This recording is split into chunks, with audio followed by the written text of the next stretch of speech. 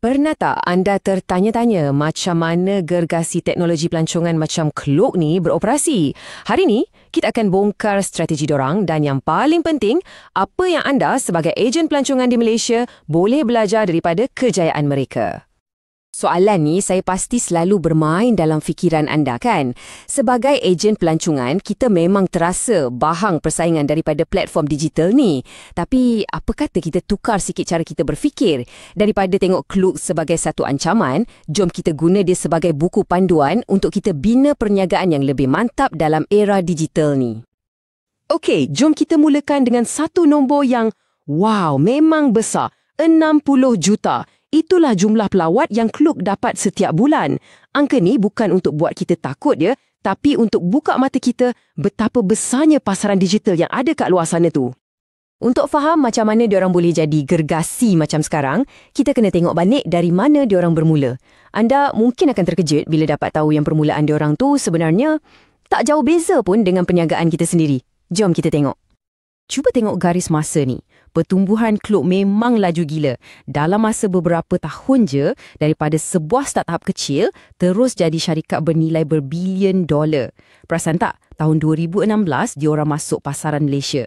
Ini langkah yang sangat strategik yang letakkan diorang dalam peta Asia Tenggara. Ini bahagian yang paling saya suka. Tahu tak macam mana Klook bina laman web pertama diorang? Diorang guna PowerPoint. Ya, betul. PowerPoint. Ini bukti yang paling jelas. Anda tak perlukan bajet berjuta-juta untuk bermula. Yang penting, ada idea yang bagus dan keberanian untuk buat. Lepas tu, pandemik datang dan semua orang tak boleh travel ke luar negara.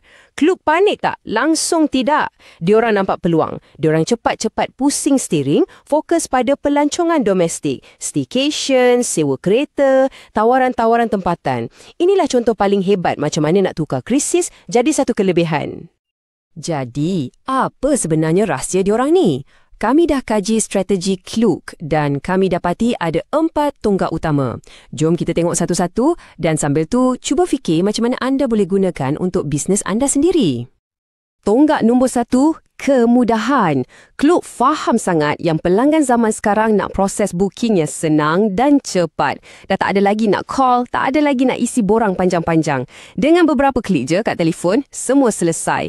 Inilah yang pelanggan mahukan. Kalau tak percaya, tengok nombor ni. 80% tempahan Klook dibuat melalui aplikasi telefon bimbit diorang. Mesejnya sangat jelas kat sini. Kalau perniagaan anda tak mesra telefon, anda memang akan ketinggalan.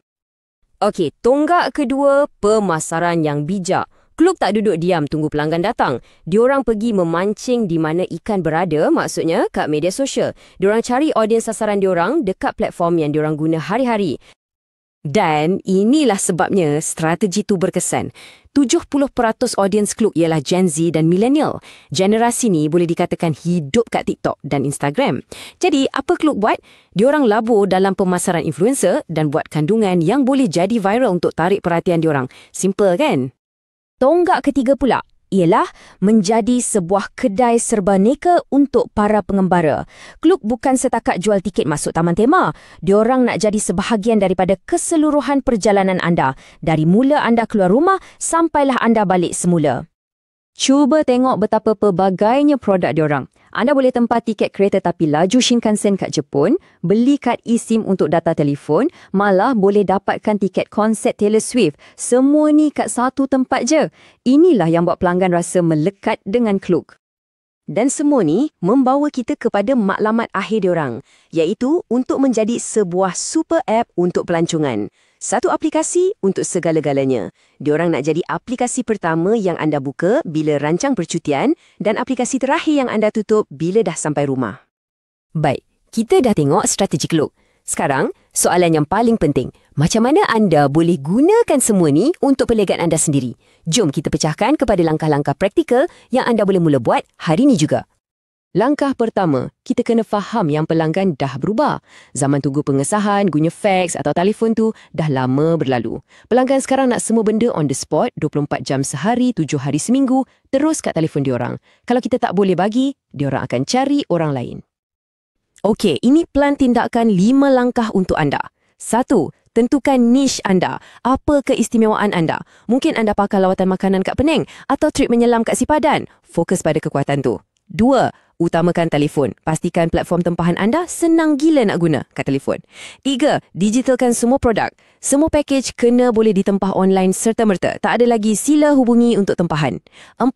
Aktif di media sosial. Buat video pendek yang menarik kat TikTok dan Instagram. Dan 5. Permudahkan proses. Guna kod QR untuk tiket, guna pengesahan digital. Buat pengalaman pelanggan selancar yang mungkin. Mesej utama kat sini bukanlah untuk jadi kluk yang kedua, tapi untuk belajar daripada yang terbaik. Dan mungkin masa depan ni bukan lagi soal persaingan, tapi soal kerjasama. Tengok ni, Klook sendiri pun dah mula bekerjasama dengan agensi-agensi tempatan kat negara lain macam Filipina, tolong diorang masuk ke alam digital. Ini membuktikan yang ada ruang untuk semua orang. Kuncinya ialah pendigitalan. Tak kisahlah anda buat sendiri atau melalui perkongsian yang bijak. Jadi, inilah intipatinya. Anda ada ilmu tempatan yang unik dan servis peribadi yang platform besar tak boleh tandingi. Cabarannya sekarang ialah macam mana nak bawa keunikan tu ke dunia online, kat tempat pelanggan anda berada. Dunia dah berubah, dah tiba masanya untuk kita pun berubah sama. Jadi, kami tinggalkan anda dengan satu soalan. Apakah pengalaman unik Malaysia yang akan anda digitalkan dahulu? Sama ada kelas memasak rendang warisan keluarga atau lawatan ke air terjun tersembunyi yang cuma anda tahu, dunia sedang menunggu untuk menemuinya. Jom mulakan hari ini!